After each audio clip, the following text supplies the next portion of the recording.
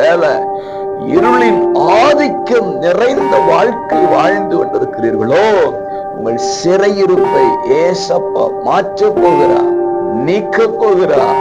நீங்கள் சிறையிருப்பு போன்ற இருளில் இருந்து வெளிவந்து வெளிச்சத்தின் பிள்ளைகளாக வாழப் போகிறீர்கள். பிரியமானவர்களே, நல்லவர் இயேசுவின் நாமத்தில் மனதார வாழ்த்துக்கள்.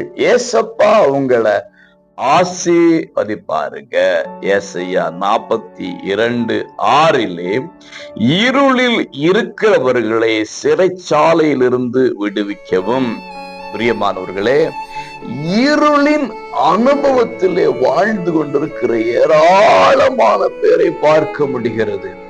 நிறைய பேர் சொல்லுவாங்க, எதிர்காலமே இருண்டு போயிருக்கிறது, எனக்கு எதிர்காலமே கிடையாது, எல்லாம் சூன்யமா இருக்கு, முடிய போகிற ஸ்டேஜ், அவ்வளவுதான், கண்ணெட்டுகிற தூரம் வரைக்கும் ஒரு ஆசீர்வாதத்தை காணவே முடியவில்லை, அஸ்தமாய்க்கொண்டிருக்கிறேன், தேய்மானத்தை நோக்கி போய்கொண்டிருக்கிறேன் என்றெல்லாம் நீங்கள் புலம்பிக் கொண்டு ஒரு இருளின் அனுபவத்தில் இருந்து கொண்டிருக்கலாம். எங்க பார்த்தாலும் இருளா இருக்கிற மாதிரியே பயம் நிறைந்த வாழ்க்கை, பகலிலும் கூட பயம் நிறைந்த வாழ்க்கை.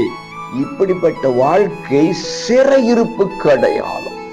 இந்த இருள் என்கிற சிறையிருப்பிலிருந்து ஏசப்பா உங்களை விடுதலையாக்க விரும்புகிறார். நீங்கள் சிறையிருப்பு போன்ற இருளிலிருந்து வெளிவந்து வெளிச்சத்தின் பிள்ளைகளாக வாழப் போகிறீர்கள். வெளிச்சம் என்றால் சமாதானம், சமாதானம் உண்டாகிறது. ஆமென். வெளிச்சம் என்றை குதிக்கிறது. அடிமைத்தன சிறையிருப்பின் இருள் உங்களை விட்டு அகலுகிறது.